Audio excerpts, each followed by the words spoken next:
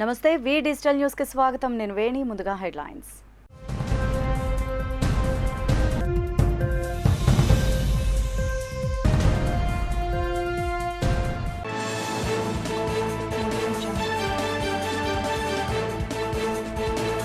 DSC పేరుతో నిరుద్యోగులను CM Jagan మోసం చేశారు. మీడియా సమావేశంలో ఎమ్మెల్సీ వేపాడ చిరంజీవి ఆరోపణ.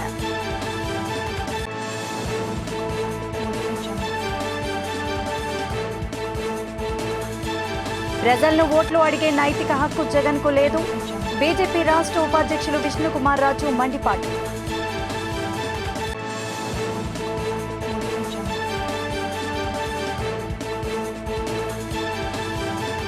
ప్రజలకు మౌలిక వసతులు కల్పించడంలో వైసీపీ ప్రభుత్వం విఫలమైంది.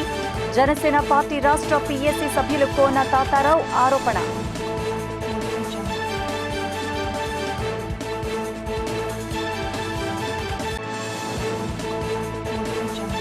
పదవులు పొందడానికే బీసీలపై ప్రేమ. బీసీ సంక్షేమ సంఘం రాష్ట్ర అధ్యక్షులు కేసన శంకర్రావు విమర్శ.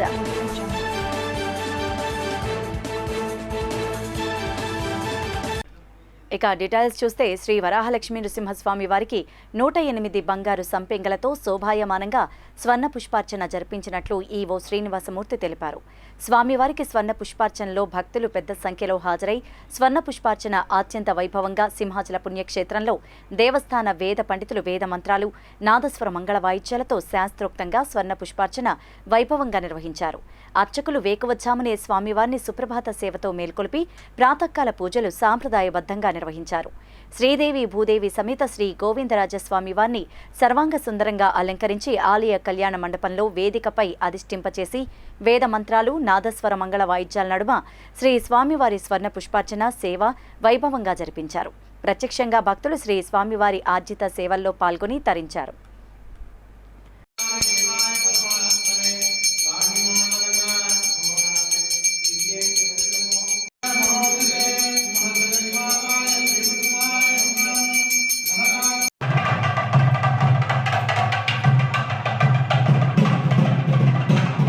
పదవులు పొందడానికే బీసీలపై ప్రేమ చూపించి తర్వాత మర్చిపోతున్నారంటూ బీసీ సంక్షేమ సంఘం రాష్ట్ర అధ్యక్షులు కేసన శంకర్రావు విమర్శించారు.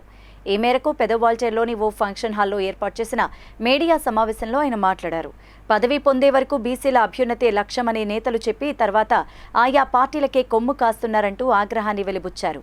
పదవులు లేకపోతే మళ్లీ బీసీలు గుర్తుకు రావడం పరిపాటిగా మారిందన్నారు. జనాభాలో 50% ఉన్న బీసీలను సోదర దళిత ఆదివాసీ మైనార్టీ ప్రజలను నమ్ముకుంటే బీసీ నాయకులకు ఆత్మగౌరవం రాజ్యాధికారం సామాజిక న్యాయం లభిస్తుందనే విషయాన్ని నేటి బీసీల నేతలు గుర్తించాలన్నారు.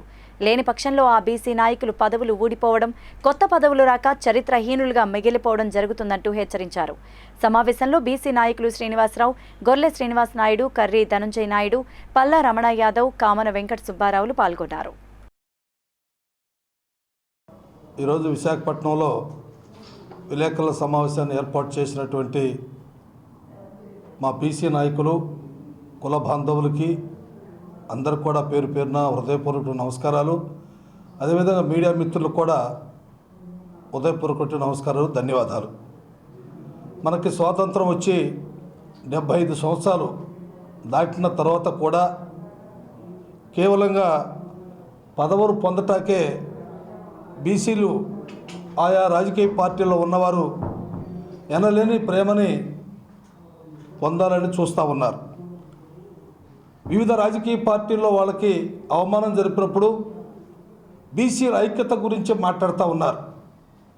అంటే వాళ్ళు పదవిలో ఉన్నప్పుడు ఏం మాట్లాడకుండా పదవి పోయిన తర్వాత బీసీల ఐక్యత గురించి మాట్లాడుతూ ఉన్నారు. ఇటువంటి ఎన్నికలు 24లో కూడా కేంద్రం కానీ రాష్ట్రాలు కానీ బీసీలకు ప్రతి ఒక్క జిల్లాలో కూడా ఎస్సీ సోదరులకు పోను మిగిలినటువంటి టికెట్లు 3 మిగిలినాయి, 4 మిగిలినాయి, 5 మిగిలినాయి. మా వాటా ప్రకారంగా మాకు ఇవ్వకపోతే దాని తర్వాత జరిగేటువంటి పరిస్థితులు పరిణామాలు రేపు ఎన్నికలు చేసి చూపిస్తామని చెప్పే విషయాన్ని కూడా మీ ద్వారా నేను తెలియజేస్తా ఉన్నా. బీసీలు ఏంటంటే ఓట్ బ్యాంక్ కింద ఏ ప్రభుత్వం వచ్చినా ఏ గవర్నమెంట్ అయినా సరే ఏం చేస్తుందంటే బీసీలని ఓట్ బ్యాంక్గానే చూస్తుంది తప్ప వాళ్ళకి సరైన సముచిత న్యాయం కల్పించట్లేదు. బీసీలు ఏంటనేది ధమాకా చూపిస్తాం, బీసీలు పవర్ ఏంటనేది ఈ ఎలక్షన్లో చూపిస్తాం, మాకున్న సత్తా ఏంటనేది.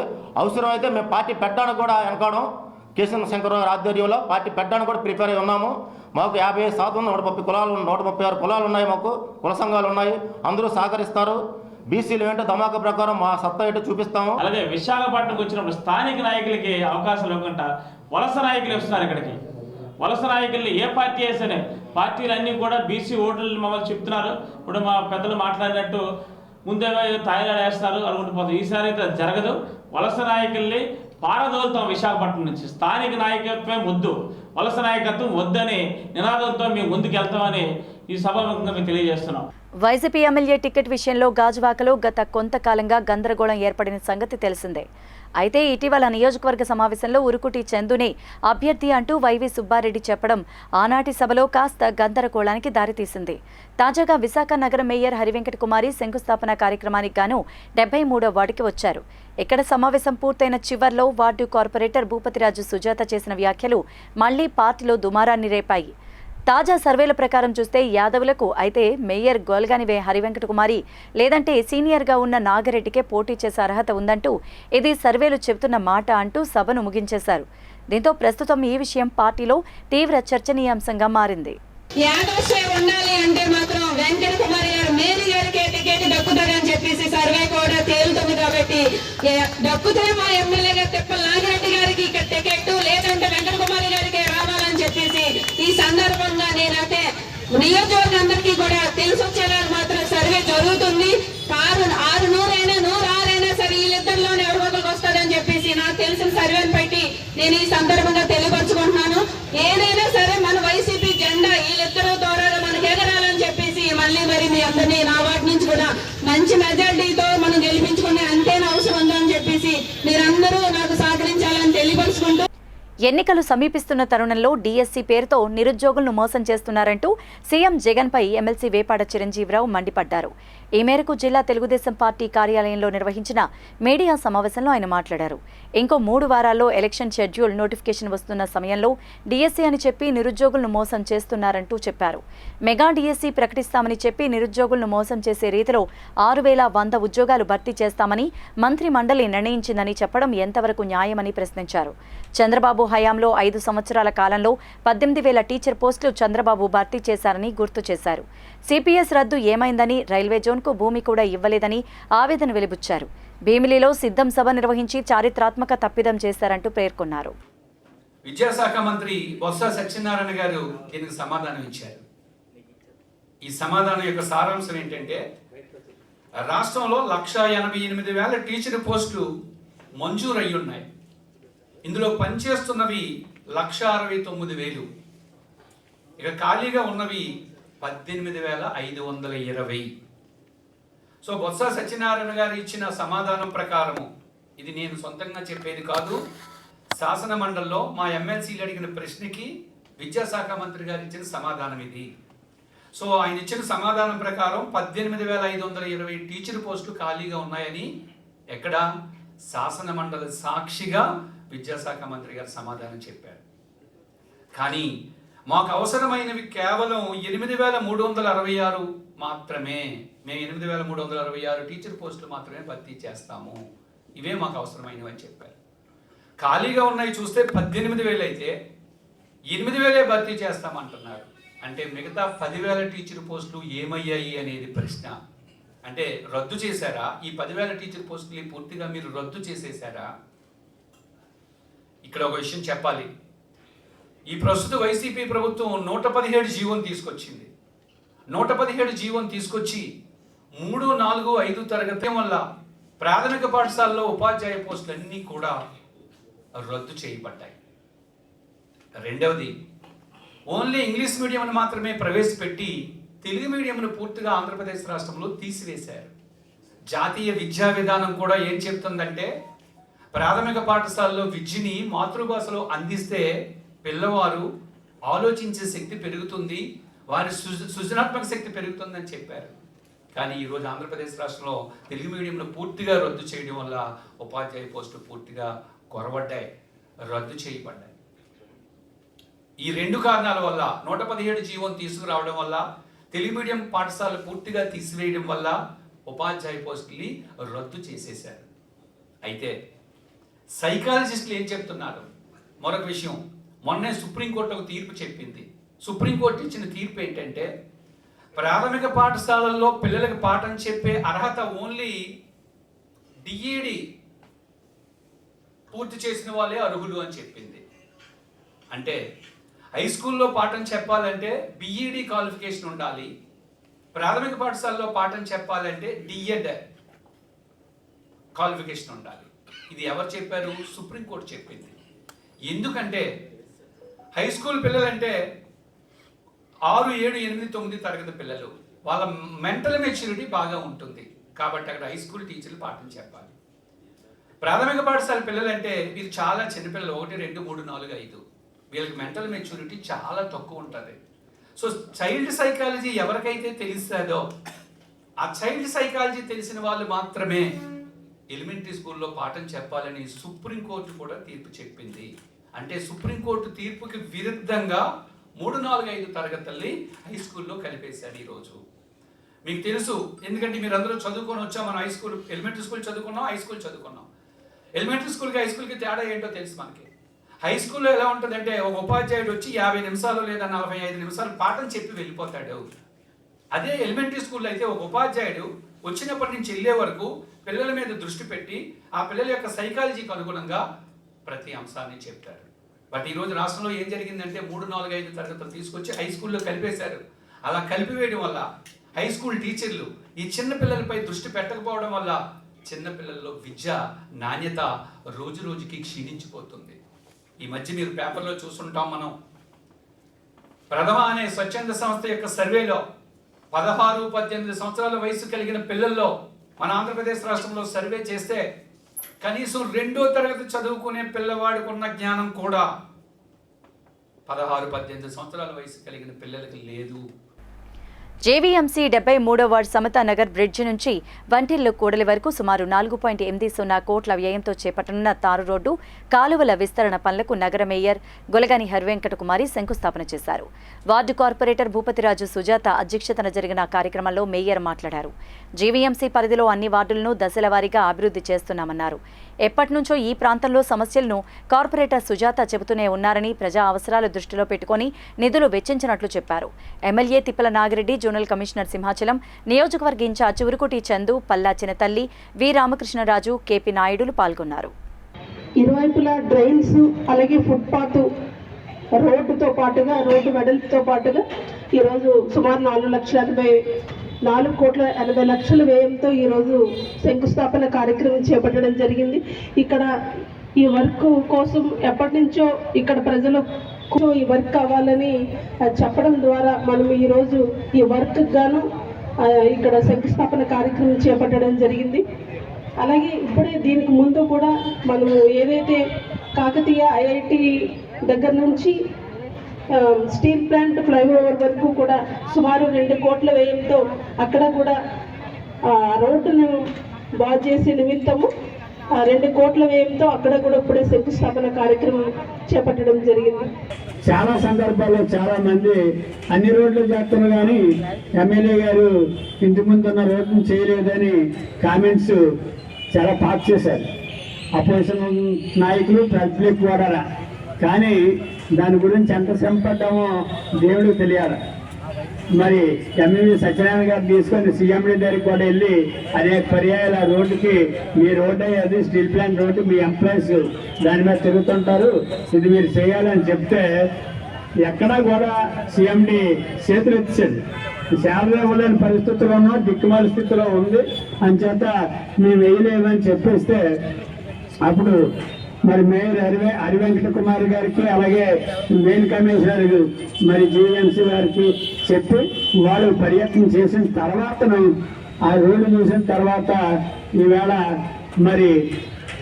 2 కోట్ల రూపాయలు ఇవ్వడం, 1,50,00,000 ఇవ్వడానికి ఇంత పెద్ద స్టీల్ ప్లాంట్ చేతులు ఎత్తేస్తే మరి 2 కోట్లతో ఇమీడియట్లీగా ఆ ఉన్న రోడ్ని మరి యావరేజ్గా డెవలప్ చేయడానికి 2 కోట్ల రూపాయలు అవుతుంది. ఇంకా యాక్షన్తో చేయాలంటే కొంచెం టైం పడుతుందని చెప్పారు. పిసినిగాడ పంచాయతీలో బీఆర్టీ కాలనీ వద్ద ఉన్న తమ భూములకు మస్తాన్ అనే భూ కబ్జాదారు నుంచి రక్షణ కల్పించాలని భూములకు చెందిన హక్కుదారులు తమ ఆవేదన వ్యక్తం చేశారు. వారి భూముల వద్ద జరిగిన మీడియా సమావేశంలో బాధితులు మంత్రి పీటర్ వైజ్మాన్, మంత్రి అప్పారావులు మాట్లాడారు. మేమంతా కసింకోటలో పూర్వం నుంచి ఉంటున్నామని, తమ పెద్దలు మంత్రి సింహాచలం, గాలి అప్పన్న, దిమ్మల సింహాచలం, శివలింగ వెంకటస్వామి ఇలా 24 కుటుంబాల వారికి 1970లో కోడిగంటి గోవిందరావు శాసనసభ్యులుగా ఉన్న సమయంలో ఆయన తమకు ఇచ్చిన భూములని చెప్పారు.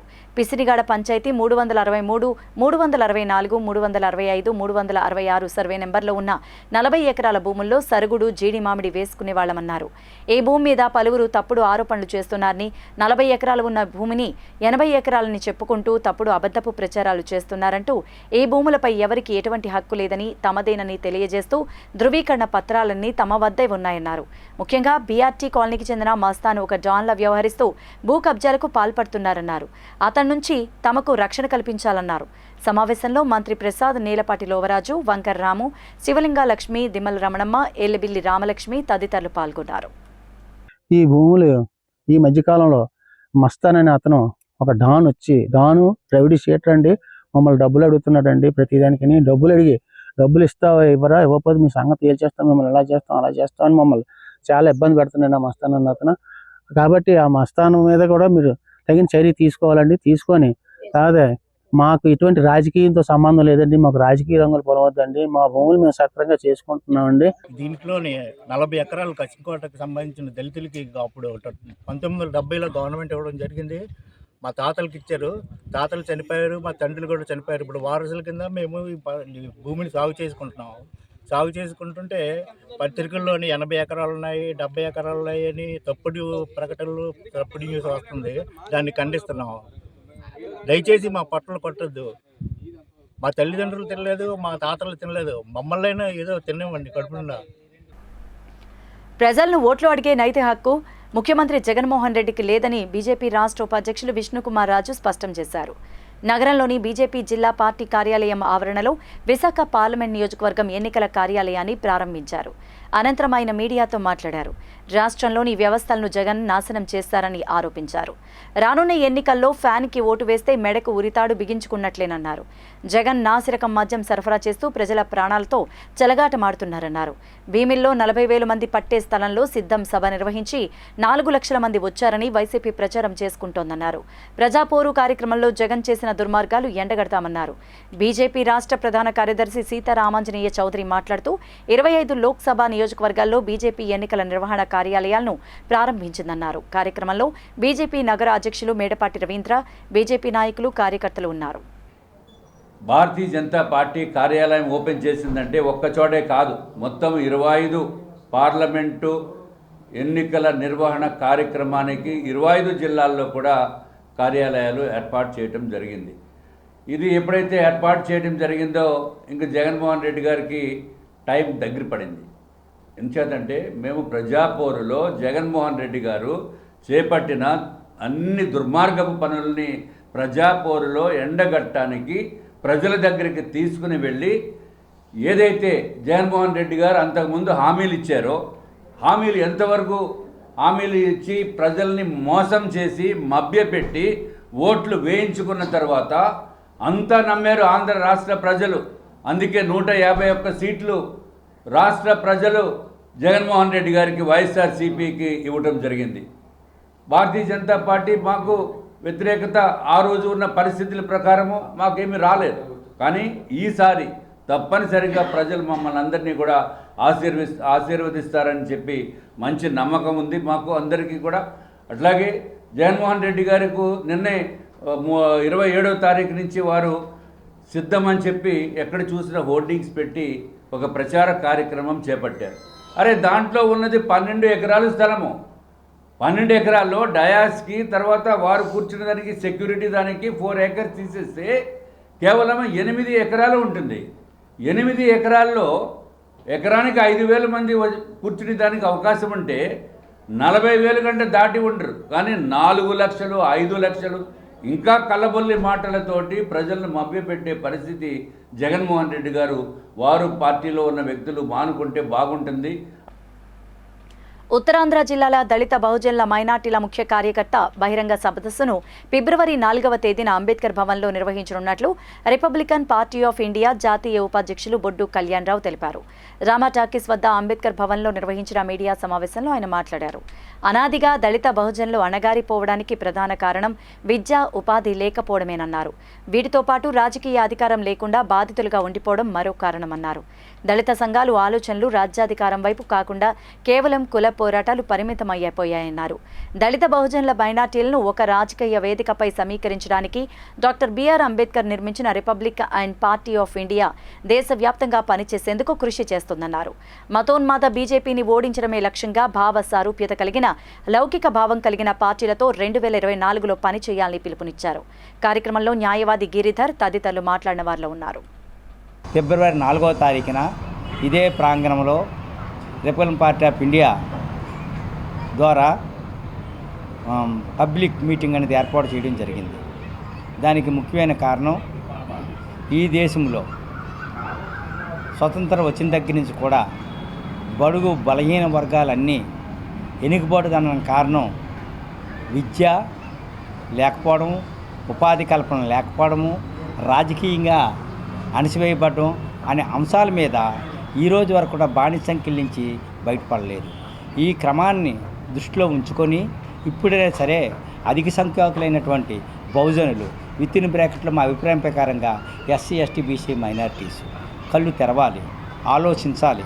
మనం ఎంతసేపు కూడా బాబాసాహెబ్ అంబేద్కర్ కల్పించిన ఓటుని సద్వినియోగపరచుకోకుండా కొన్ని వేల సంవత్సరాలు బట్టి మనల్ని అణద్రొక్కించక అభివృద్ధి చెందిన వర్గాలే ఇంకా అభివృద్ధి మార్గంలో నడిపించడానికి మన ఓటును ఉపయోగిస్తున్నాం తప్పగాని మన ఓటు ద్వారా మన ప్రజాప్రతినిధుల్ని మనము ఇటు శాసనసభలో కానీ పార్లమెంట్లో కానీ పంపించే దృక్పథం మనం ఆలోచించడం లేదు.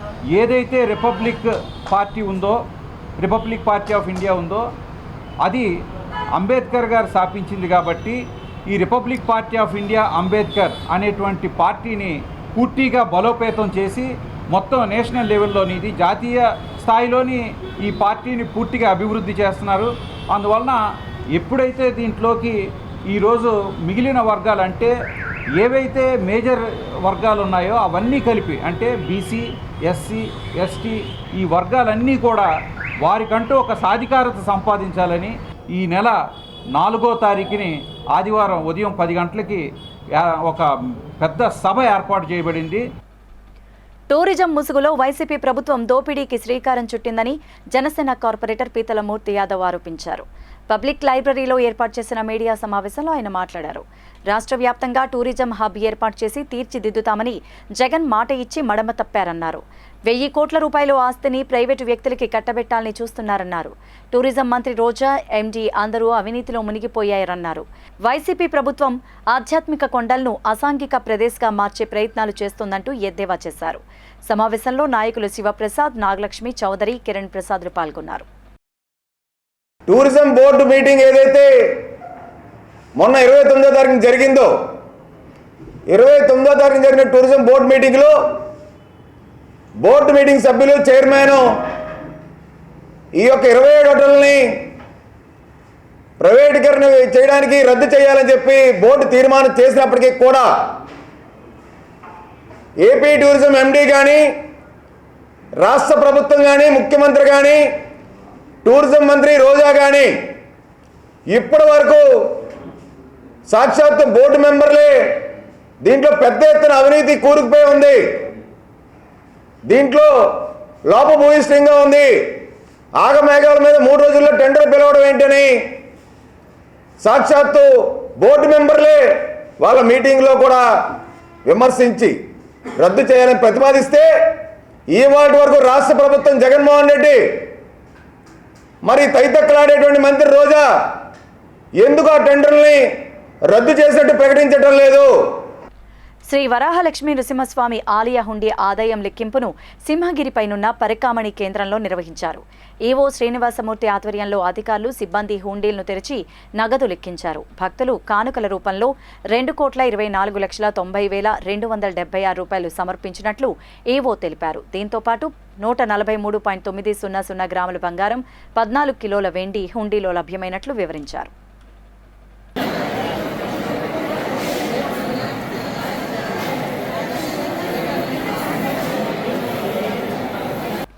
ప్రజలకు మౌలిక వసతులు కల్పించడంలో వైసీపీ ప్రభుత్వం విఫలమైందని జనసేన పార్టీ రాష్ట్ర పీఎస్సీ సభ్యులు కోన తాతారావు, జనసేన 64వ వార్డు కార్పొరేటర్ దల్లి గోవిందరెడ్డి అన్నారు.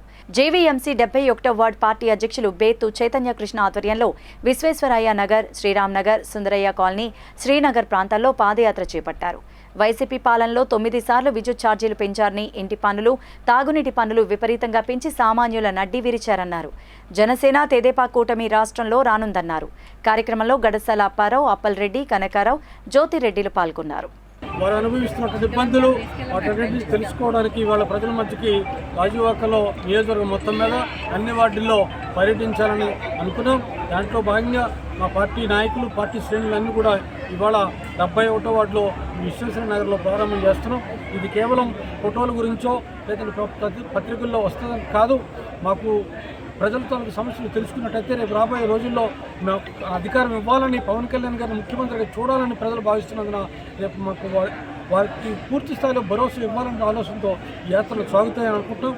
20 వార్డుల్లో కూడా ఖచ్చితంగా ఈ పాదయాత్రలు పూర్తి చేసుకోవడం ద్వారా, వారి తాలూకు సమస్యలు తెలుసుకోవడం ద్వారా రేపు వచ్చే ఎన్నికల్లో తెలుగుదేశం, జనసేన పార్టీలు అధికారంలోకి వస్తాయి.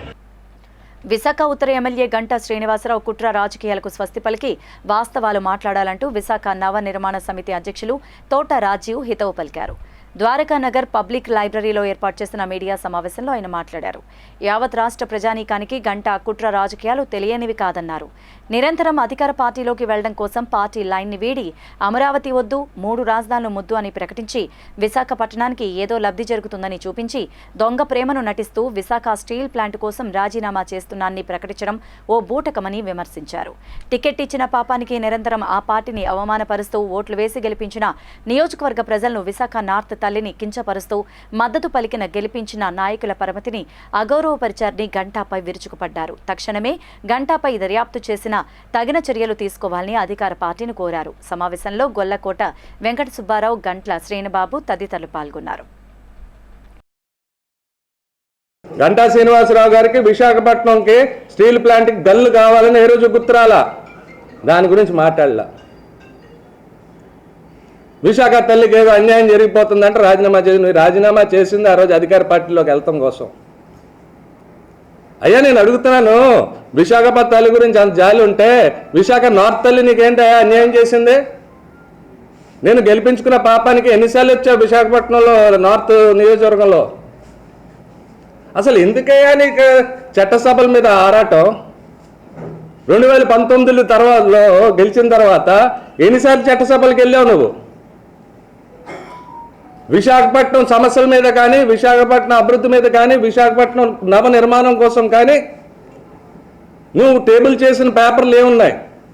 తీసుకురా. విశాఖపట్నం గురించి నువ్వు చట్టసభల్లో ఏం మాట్లాడావు? అసలు చట్టసభలకు వెళ్ళాలనే ఉద్దేశం లేనప్పుడు ఇతర ప్రాంతాల్లో కష్టపడి పనిచేస్తున్న వాళ్ళ మీద నీ దాడి ఏంటి?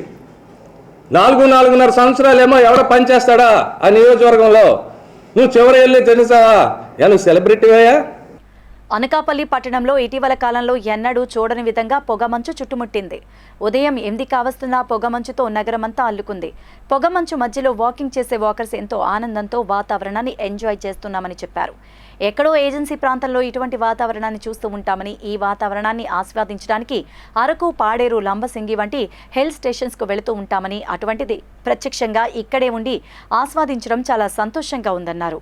ఉదయాన్నే ప్రయాణించే వాహన చోదకులు కాస్త ఇబ్బంది పడినప్పటికీ ఈ వాతావరణాన్ని పట్టణవాసులు ఎంజాయ్ చేశారు. ఈ మంచు ప్రభావం వల్ల మామిడి పంట రైతులు తీవ్ర ఇబ్బందులకు గురవుతున్నారన్న ఆందోళన అయితే వ్యక్తమవుతోంది. అనకాపల్లి పట్టణంలో ఈ ఎన్టీఆర్ మార్కెట్ ఏరియాలో వాకర్స్ అందరూ కూడా చాలా చక్కని ఈ వాతావరణాన్ని ఎంజాయ్ చేస్తున్నారు. గతంలో ఎప్పుడైనా ఇలాంటి మంచు, ఇప్పుడు సుమారు 18 అవుతున్నా సరే మంచు కురుస్తుందంటే, గతంలో అయితే ఈ పాడేరు, అరకు, లంబసింగో ఇలాంటి ప్రాంతాలకి మంచు కోసం, ఇలాంటి వాతావరణం కోసం వెళ్ళిన సందర్భాలు మన పేపర్లో చూసేవాళ్ళం. ఇప్పుడు ఆ చక్కని ఆహ్లాదకరమైన వాతావరణం అనకాపల్లిలోనే ఉండడం, మార్కెట్ యార్డ్లో మేము ఇక్కడ చాలా ఆనందపడుతున్నాం వర్కర్స్ అందరూ కూడా. కాకపోతే ఈ మంచు వల్ల రైతులకైతే మాత్రం మరి తీవ్ర నష్టం అయితే జరుగుతుంది. ఈ పూతకొచ్చే సమయంలో ఈ పొగమంచు వల్ల రైతులు భారీగా నష్టపోతారు. పూత అంతా కూడా పోతుంది.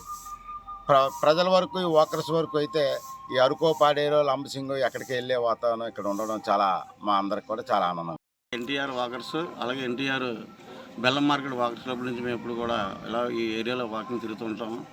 ఎప్పుడూ లేని విధంగా ఈరోజు మాకు పొగ మంచు చాలా ఇప్పుడు దాకా కూడా మంచు చాలా ఎక్కువగా విపరీతంగా పడుతుంది. ఆ మంచులో మాకు ఎంతో ఆనందాన్ని ఇస్తుంది. ఒక రకంగా బాధ అనిపించినా సరే ఆ మంచులో తిరగడానికి చాలా సరదాగా. ఎందువల్లంటే మేము పేపర్లోని టీవీలోని కూడా చూస్తుంటాం. అక్కడ లంబసింగిలో 8 గంటల దాకా మంచు పడుతుంది. చాలామంది గుద్దేసుకుంటున్నారు, కార్లు యాక్సిడెంట్లు అయిపోతున్నాయి, ఈ మంచు వల్ల చాలా ఇబ్బంది పడుతున్నారని చెప్పేసి. అలాగే విదేశాల్లో కూడా ఎన్నో కార్యక్రమాలు ఈ మంచు వల్ల చాలా ఇబ్బంది పడే వాళ్ళు ఉంటారు. అదంతా కూడా మన కళ్ళ ముందు ఇప్పుడు లైవ్లోనే మార్కెట్ ఏరియాలోనే అనకాపల్లి ఏరియాలోనే ఈ మంచు అంతా ఇంత వాతావరణం పడడం నాకు చాలా ఆనందంగా ఉంది. మా వాకర్స్కి ఆనందంగా ఉన్న ఇప్పుడు కాల పరిమితి 8 గంటలైన టౌన్లో లెగిసి పరిస్థితులు ఎవరో లేరు. ఆ తర్వాత రైతుకి ముఖ్యంగా మామిడి తోటలో రైతులు చాలా నష్టపోతారు ఈ మంచివారు. బులెటిన్ ముగించే ముందు హెడ్లైన్స్ మరోసారి.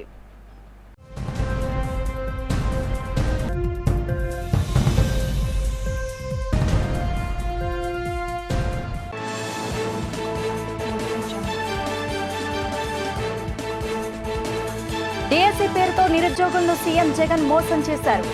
మీడియా సమావేశంలో ఎమ్మెల్సీ వేపాడ చిరంజీవి ఆరోపణ.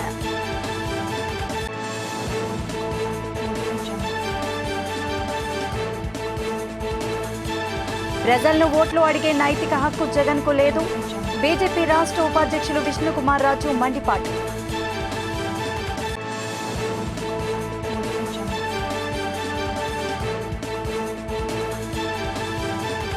ప్రజలకు మౌలిక వసతులు కల్పించడంలో వైసీపీ ప్రభుత్వం విఫలమైంది.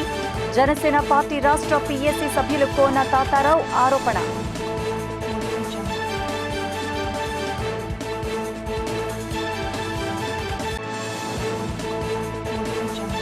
పదవులు పొందడానికే బీసీలపై ప్రేమ. బీసీ సంక్షేమ సంఘం రాష్ట్ర అధ్యక్షులు కేసన శంకర్రావు విమర్శ.